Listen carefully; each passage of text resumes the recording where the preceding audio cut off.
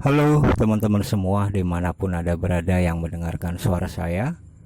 Pada kesempatan kali ini saya akan membahas tentang serangan panik ataupun panic attack, yaitu kondisi di mana orang mengalami ketakutan yang luar biasa. Sensasinya terasa jantung berdebar-debar yang tidak terkendali, seakan-akan meloncat keluar dari tubuh kita. Kemudian kita akan mengalami rasa ketakutan karena menduga-duga kita juga terkena serangan jantung. Nah, saya juga pernah mengalaminya cukup lama dan cukup sering, dan sering kambuh, tapi akhirnya saya bersyukur setelah bisa memahami kondisi yang sedang saya alami, karena hal itu berkaitan dengan gangguan kecemasan, sehingga berangsur-angsur akan hilang dengan sendirinya. Nah, buat teman-teman yang pertama kali sedang mengalami gangguan serangan panik, memang luar biasa takutnya, saya paham. Dan kali ini saya akan memberikan sugesti yang positif buat teman-teman semua, sehingga kepanikan itu akan segera menyingkir pergi. Bagi orang lain atau yang sedang tidak mengalami gangguan kecemasan, sebenarnya serangan panik juga mungkin sekali dalam seumur hidupnya pernah mengalami kondisi serangan panik dengan ditandai jantung yang berdebar sangat kencang. Hal itu ditimbulkan karena dia merasa bahwa keamanan, keselamatan jiwanya sedang terancam. Contoh kasusnya ketika orang sedang menyeberang jalan, tiba-tiba dari arah berlawanan, sebelah kiri atau sebelah kanan, ada kendaraan besar yang memberikan klakson yang sangat keras, meluncur dengan kecepatan tinggi, akan menabrak kita. Tentunya setelah kita sekuat tenaga untuk lari dengan kencang untuk menyeberang jalan, kita akan mengalami serangan panik, jantung dak-dik-der dan lain sebagainya. Itu contoh kasus serangan panik yang dialami oleh orang dalam kondisi yang normal sebenarnya. Habis itu setelah semenit 2 menit serangan panik kemudian berlalu, dan besok-besoknya lagi sudah melupakan lagi. Hanya mungkin dia lebih berhati-hati ketika mengalami kondisi yang sama. Contoh lainnya juga banyak, mungkin kalau diuraikan satu persatu. Ada kondisi bencana alam, angin puting beliung, nyaris tertimpa pohon, ataupun ada ketemu binatang buas yang mengancam keselamatan diri kita. Tentunya juga kita akan mengalami serangan panik. Tapi serangan panik tersebut dalam kondisi normal, kondisi yang tidak berlarut-larut, karena yang bersangkutan memang sedang tidak mengalami gangguan kecemasan. Hanya sekali, kemudian setelah kasusnya selesai, ya sudah lupa begitu saja. Nah, berbeda dengan orang yang sedang mengalami gangguan kecemasan ataupun anxiety disorder, kecemasan yang tidak terkendali. Serangan panik tersebut bisa terjadi berulang-ulang, bahkan ketika kondisi orang yang bersangkutan belum terbebas dari serangan panik, maka bisa tidak menutup kemungkinan dia akan mengalami serangan panik yang berlarut-larut. Karena saya juga dulu sempat mengalaminya. Jadi dalam rangkaian orang yang mengidap gangguan psikosomatik, asal muasalnya dari masalah beban pikiran, kemudian menimbulkan masalah lambung, asam lambung atau GERD, asam lambung yang naik, kemudian dia mengalami gangguan kecemasan yang terus tertimbun setiap hari, akhirnya menjadi gangguan kecemasan tidak terkendali, akhirnya serangan panik atau panic attack, kemudian psikosomatik. Nah, rangkaiannya kurang lebih seperti itu. Contoh kasusnya, orang yang sedang mengalami gangguan kecemasan, katakanlah orang tersebut belum menikah, padahal usianya mungkin sudah seharusnya menikah karena rekan kerjanya umumnya sudah berumah tangga, dia sering diledek, sering dibully, sehingga dia merasa frustasi, depresi, berpikir setiap hari tentang masalah jodoh, apalagi kalau momentum reuni ya, atau hari raya ketika dia berkumpul dengan teman-temannya atau dengan keluarga, dengan tetangga, dia sangat ketakutan karena takut diledek, takut dibully dan lain sebagainya, sehingga dia akan mengalami gangguan kecemasan yang tidak terkendali sehingga menderita serangan panik. Sama halnya orang yang mungkin punya masalah keuangan, boro-boro untuk membayar hutang, katakanlah untuk kehidupan sehari-harinya saja kurang. Dia sering merenung, mencari cara bagaimana supaya dia terbebas dari lilitan hutang. Bagaimana caranya? Dia terus berpikir dan berpikir setiap hari, setiap saat, dari pagi, siang, malam mencari solusinya. Waktu terus berlalu hingga dia menghitung hari, menunggu saat-saat juru tagih datang. Dia mengalami ketakutan yang luar biasa. Belum lagi dia harus bayar kontrakan rumah, setor token listrik misalnya, ataupun biaya anak sekolah dan kehidupan makan sehari-hari. Jika hal itu terus direnungi setiap hari, maka akan mengalami gangguan kecemasan yang tidak terkendali hingga serangan panik atau panic attack. Banyak lagi contoh kasus yang dialami oleh penderita gangguan kecemasan, orang yang ambisius, terobsesi untuk mendapatkan gelar tertentu, jabatan tertentu, juga memikirkan kegagalan, terus dipikirkan secara terus-menerus.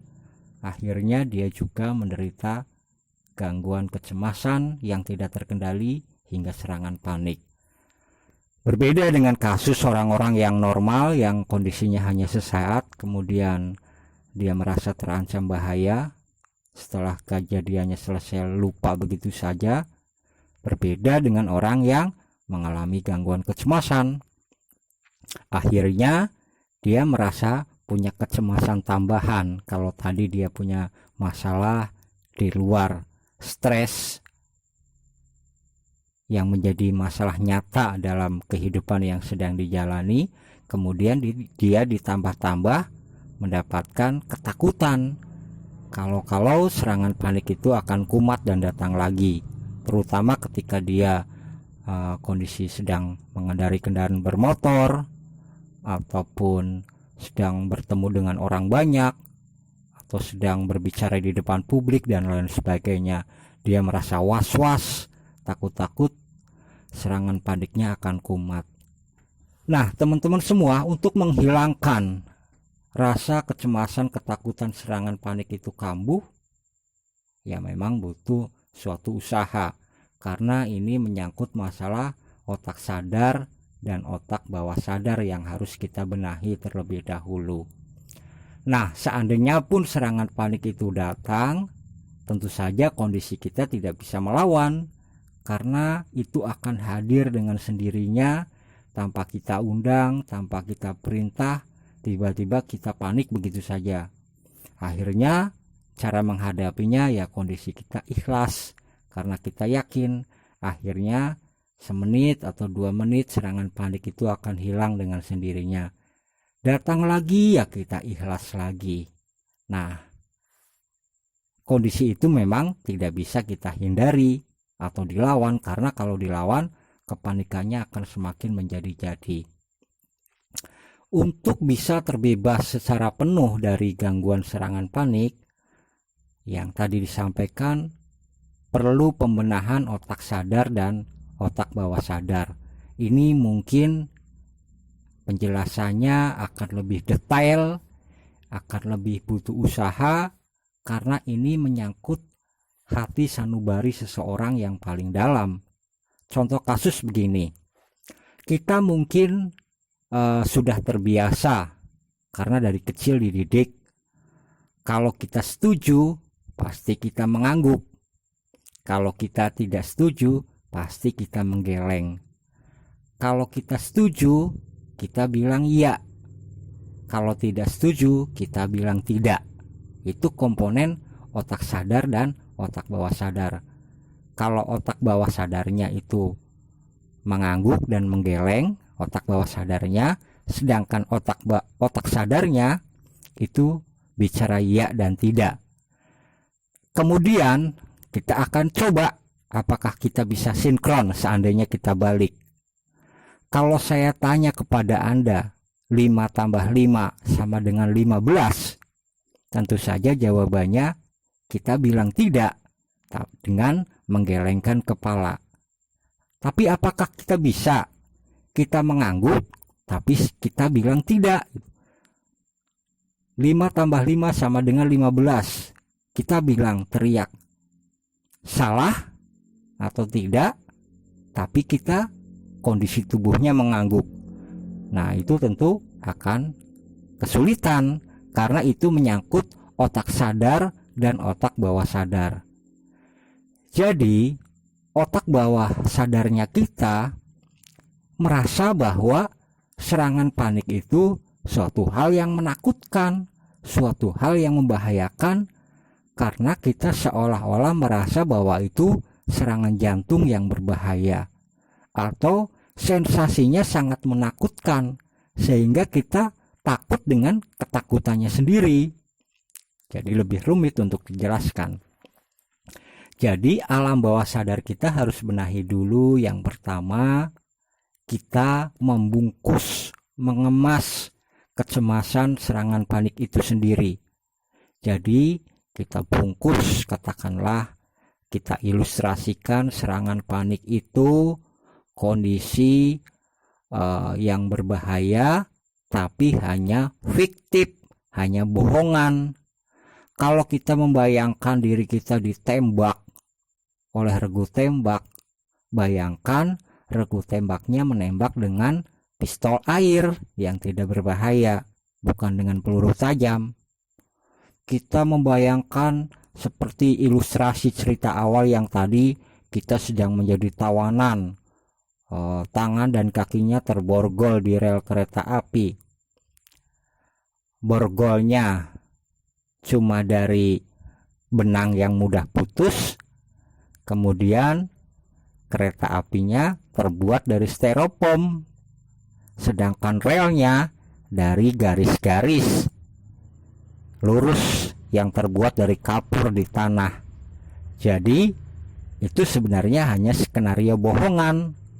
Sebenarnya memang kondisinya seperti itu, hanya otak bawah sadarnya kita mengatakan bahwa hal itu berbahaya, padahal kenyataannya itu hanya imajinasi dari diri kita sendiri yang mengatakan bahwa itu serangan jantung lah dan lain sebagainya, atau kondisinya sangat menakutkan lah, padahal itu pikiran kita yang sedang berada dalam frekuensi yang kondisi buruk.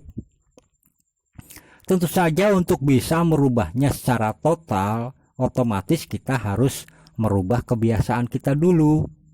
Kalau kebiasaannya kita seorang pencemas, misalnya tadi pikiran yang pertama karena belum menikah, terus dia berpikir berulang-ulang, ya kebiasaan berpikir itulah kita rubah. Kalau kita misalnya memikirkan masalah hutang piutang, beban tanggung jawab hidup, kebiasaan mikirnya kita rubah jadi kebiasaan bertindak dan fokus dengan usaha dan aktivitasnya sehari-hari. Kalau memiliki kebiasaan terlalu berhayal, berfantasi, dan bersikap ambisius mengejar cita-cita untuk sukses, ya kebiasaan itu kita rubah. Hidup itu bukan hanya dipikiri tapi dijalani, artinya kita fokus kepada diri sendiri. Seperti kita ketahui, orang sering panik, sering cemas karena dia memikirkan hal-hal yang di luar kontrol diri kita. Hal-hal yang memang bukan kewenangan kita untuk bisa mengkontrol apa yang kita pikirkan. Contoh, masalah jodoh yang tadi disampaikan. Itu mutlak keputusan ada di tangan Tuhan. Bagi orang yang belum bertemu jodoh, ya itu kita serahkan kepada Tuhan, karena kapasitas kita hanya sebagai makhluk. Kemudian orang yang sedang bermasalah dengan rezekinya, kita juga sadar masalah keuangan, masalah finansial, masalah rezeki itu mutlak di tangan Tuhan yang Maha Kuasa, yang Maha Esa. Kapasitas kita hanya makhluk yang bisa berusaha. Kemudian orang yang ambisius mengejar cita-cita, ingin segera tercapai, kita juga sadar bahwa kodo dan kodar, keputusan sebelum dan sesudah dan takdir itu juga mutlak di tangan Tuhan. Tugas manusia hanya berusaha. Kadang-kadang kita berpikiran, berfantasi yang liar tidak terkendali, tapi kita lupa dan menyadari bahwa kapasitas kita di dunia ini hanya sebagai makhluk. Yang membuat keputusan segala sesuatunya adalah Tuhan yang Maha Esa. Jadi buat teman-teman semua, untuk mensinkronkan otak sadar dan otak bawah sadar, otak bawah sadarnya tentu saja yang paling tepat adalah iman. Artinya segala sesuatu yang terjadi ya memang kondisinya seperti itu. Kemudian otak sadarnya menyampaikan itu tidak berbahaya, itu hanya bisikan negatif dari setan yang membuat orang menghasut orang untuk takut, untuk panik. Tujuannya agar manusia celaka, tersesat oleh tingkah lakunya sendiri. Jadi dua komponen itu yang harus kita pegang. Otak bawah sadarnya kita beriman kepada Tuhan yang Maha Esa, yang terjadi silahkan terjadi. Toh otak sadar saya mengatakan bahwa hal itu tidak berbahaya, hal itu hanya bohongan, hal itu hanya fantasi pikiran kita yang sedang negatif. Dan otak bawah sadarnya mengatakan demikian, kemudian otak sadarnya berpikir, berdoa, memohon kepada Tuhan, dan meyakinkan diri sendiri bahwa serangan panik itu tidak berbahaya. Jadi teman-teman semua, memang kondisinya seperti itu. Tapi kadang-kadang manusia tetaplah mendapatkan bisikan-bisikan negatif. Karena selama kita hidup tentu kita berdampingan dengan setan yang selalu menggoda diri kita, membisikkan ketakutan-ketakutan. Untuk itu kita jangan lepas dari rasa iman. Nah, ada beberapa kata yang bisa mensugesti positif secara psikologis. Contohnya kita menggunakan tapi dan karena. Dalam hal ini contoh kasusnya begini. Seandainya kita takut serangan panik akan kambuh, kita akui saja, ya saya memang takut serangan panik itu kambuh. Tapi, nah kita menggunakan kata tapi saya orang beriman, saya ikhlas, dan saya juga sadar hal itu hanya bohongan, hal itu hanya rekayasa pikiran saya, karena saya orang beriman. Nah, menggunakan kata tapi dan karena. Sama halnya kalau kita kasih contoh mungkin ke orang lain, kata tapi itu bisa berarti pengingkaran. Kamu cantik, tapi kamu bau. Akhirnya pujian yang diingkari dengan kalimat negatif yang akhirnya hasilnya pun negatif. Orang yang tadinya dipuji bukannya senang malah jadi marah. Kamu cantik tapi bau, kamu ganteng tapi bau. Nah, jadi kata tapi itu tergantung kepada akhiran kalimat yang menyertainya. Kamu orangnya biasa saja, tapi kamu orangnya jujur, bisa dipercaya, dan sikapnya menyenangkan. Nah, akhirnya yang tadinya orang kamu biasa saja, nggak istimewa, mungkin itu suatu hal yang merendahkan, tapi diakhiri dengan kata-kata yang positif menyenangkan. Akhirnya kesimpulannya orang tersebut menjadi lebih senang. Demikian juga kita mensugesti alam bawah sadar kita. Seperti yang tadi disampaikan, saya takut serangan panik itu datang, tapi saya ikhlas dengan sendirinya karena saya orang beriman, dan juga saya paham bahwa itu hanya bohong-bohongan. Jadi serangan paniknya bukan beneran. Demikian teman-teman yang saya sampaikan, karena sangat tidak menyenangkan orang yang sedang mengalami serangan panik, dan itu butuh keimanan, keikhlasan dari diri kita.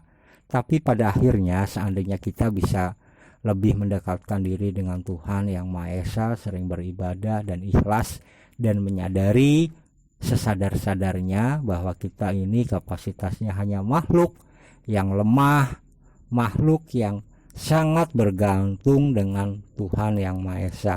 Tapi kita harus beriman juga bahwa sifat Tuhan itu Maha Pengasih, Maha Penyayang, dan tentu saja orang-orang yang beriman akan diselamatkan dari gangguan-gangguan pikiran yang negatif yang sering melanda diri kita. Teman-teman semua, saya berharap teman-teman akan sembuh, terbebas dari gangguan kecemasan, anxiety disorder maupun psikosomatik, apalagi serangan panik, karena saya juga dulu pernah mengalaminya bertahun-tahun, sehingga saya tergugah untuk memotivasi teman-teman agar cepat sembuh, bangkit, dan menjalankan aktivitas normal kembali. Salam bahagia, salam damai, semoga teman-teman bisa sembuh, sehat selamanya. Terima kasih. Assalamualaikum warahmatullahi wabarakatuh.